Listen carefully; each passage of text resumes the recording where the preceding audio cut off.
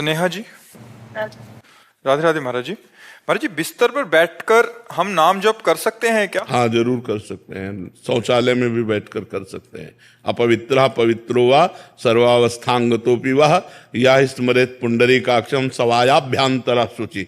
वो वाय और अभ्यंतर से परम पवित्र रहता है जो भगवान का नाम जप करता है। गुरुमंत्र नहीं जप सकते। जिस बिस्तर पर गृहस्थ धर्म का प्रयोग होता है उस बिस्तर पर गुरुमंत्र नहीं जप सकते। शौचालय में गुरुमंत्र नहीं जप सकते। अपवित्र दशा में गुरुमंत्र नहीं जप सकते। लेकिन नाम ऐसी दशा में भी नाम जपा जा सकता है। शौचालय में भी नाम जपा जा सकता है। उस बिस्तर पर भी बैठकर नाम जपा जा सकता है। कपिल जी, सिकंदराबाद। श्री हरिवंश महाराज जी। महाराज जी, गोस्वामी तुलसीदास जी महाराज जी कहते हैं कि जा पर कृपा राम की हुई ता पर कृपा करें सब कोई। महाराज जी, लेकिन महाराज जी फिर भी देखा जाता है कि लोग पूर्व में भी और अभी भी भगवत प्राप्त महापुरुषों से भी द्वेष करने लग जाते हैं। महाराज जी, ऐसा इसका भाव या इसका रहस्य क्या है? देखो, द्वेष करना भी कृपा है हमारे लिए। आपकी दृष्टि में ऐसा लग सकता है कि अकृपा है। वो व्यक्ति उस भागवतिक पुरुष के ऊपर अकृपा कर रहा है जो द्वेष कर रहा है। लेकिन भागवतिक दृष्टि से देखो तो कृपा कर रहा है। वो द्वेष करके जब प्रतिकूलता और अपमान करेगा तो उसको अपनी स्थिति का अनुभव होता है।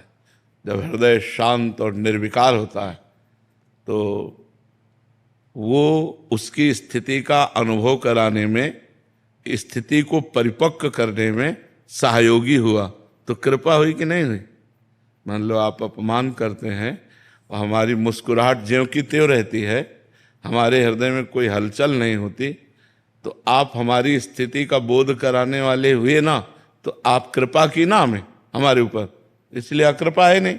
सब पर भगवान की जो कृपा है वो सब तरह से आती है। भगवान की कृपा अनुकूलता में भी है और प्रतिकूलता में भी है, सम्मान में भी है, अपमान में भी है, आदर निरादर, निंदा स्तुति, सब में भगवान की कृपा को जो देखता है वही वास्तविक देखता है। जो ऐसा नहीं देखता अभी उसकी दृष्टि ठीक नहीं है। समझ पा रहे हैं? एक शिष्य जो उनसे समर्पित है उसका क्या कर्तव्य है? अगर कोई उनके गुरु की निंदा करता है तो कान में अंगुली डाल के चल देना चाहिए, क्योंकि संसार की अलग अलग दृष्टि है। तो वो अपनी दृष्टि में, लेकिन हम देख रहे हैं हमारे भगवान इस रूप में भी हैं, हमारे भगवान इस रूप में हैं। तो निंदा और प्रशंसा ये सबकी होती रहती है, भगवान से लेकर के भगवत भक्तों से लेकर सबकी। तो उनमें से जिनकी दैवी बुद्धि होती है वो तो श्रद्धा करते हैं, और जो आसुरी बुद्धि के लोग होते हैं वो अपने आप द्वेष करते हैं संतों से। वो बुराइयां ढूंढ करके बुराइयों का वर्णन करते हैं, अपनी मानसिकता की बुराइयां। तो हमारे जैसे गुरुदेव की कोई निंदा करे, उनको दूसरा पक्ष अच्छा लगता है, तो कान मूंदी न तो चले पाए, श्रवण मूंदी न तो चले, कान में अंगुली डाले राधा राधा, वहां से चल दे, खत्म। वो उसका विचार है, वो उसकी धारणा है, हमको अपने भाव से चल देना चाहिए। आज तक कभी एक पक्ष नहीं मिला, दो पक्ष सदैव रहे, इसीलिए इसका नाम दुनिया है। भगवान श्री कृष्ण को भीष्मादि महापुरुष परब्रह्म परमात्म तत्व देखते थे, और दुर्योधन, वही दुर्योधन भगवान की निंदा करता था, भगवान को बंदी बनाने की सोचा, क्या क्या नहीं भगवान के प्रति उसने भाव किया। तो जैसी बुद्धि होती है दैवी या आसुरी, वैसे ही हमारा दर्शन होता है। जो आसुरी पुरुष आसुरी वृत्ति के हैं वे संतों का अपमान करेंगे, वे निंदा करेंगे, अवहेलना करेंगे।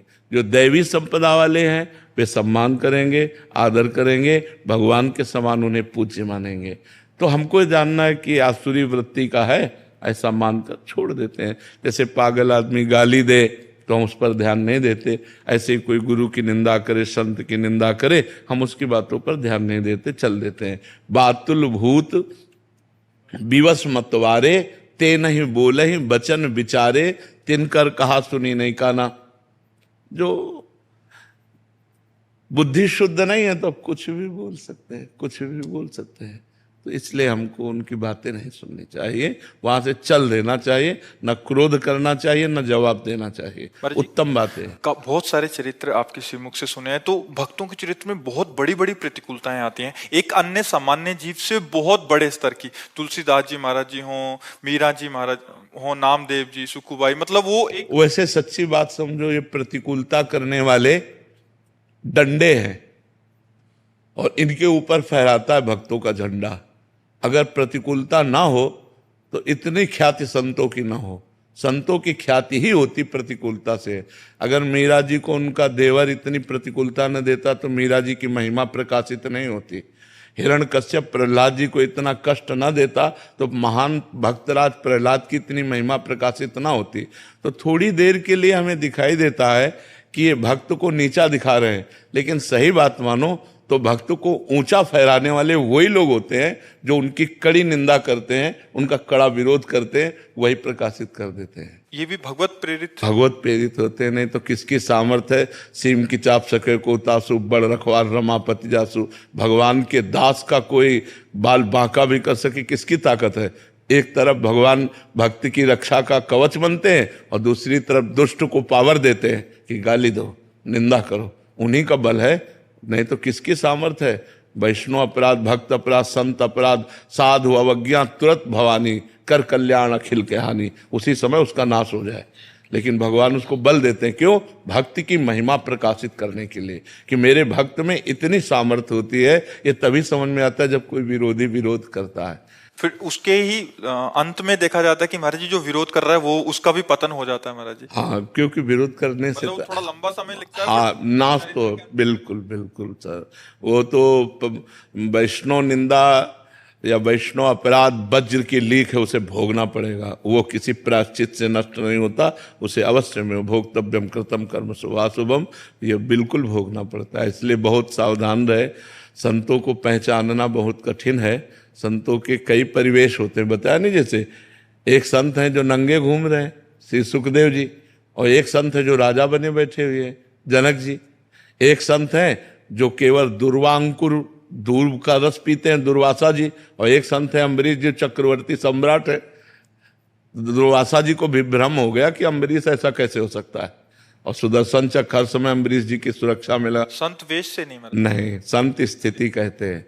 वेश मात्र में तो भुलावा भी हो सकता है, छलावा भी हो सकता है, लेकिन संत स्थिति होती है। अगर हो, बिल्कुल बिल्कुल, वो पैंट शर्ट में भी है और स्थिति है तो वो संत है। देखो, विभीषण जी राजमंत्री हैं और रावण के भाई हैं, और भगवान के जब सामने आए तो कहा, तुम सारीखे संत प्रिय मोरे, धरो देह नहीं आन निहोरे। आप जैसे संतों के लिए मैं शरीर धारण करता हूँ, भगवान ने विभीषण जी को कहा। तो वहाँ विभीषण जी का कोई लाल पीला वेश नहीं था, वो अपने राजमंत्री स्वरूप से थे, लेकिन हृदय संत है। इसलिए भगवान ने कहा, तुम सारी के संत प्रिय मोरे। प्रमाणित कर दिया भगवान शिव ने कि विभीषण जी संत हैं। जब लात मारा रावण ने और उन्होंने कहा, तुम पितु सरस भले मोहि मारा, राम भजे हितनाथ तुम्हारा, तो भगवान कैलाशपति बोल उठे, उमा संत कही यही बढ़ाई, करत मंद जो करे। उमा, ये संत है विभीषण, यही संत की महिमा है कि वो मंद कर रहा है, वो उसकी भलाई कर रहा है।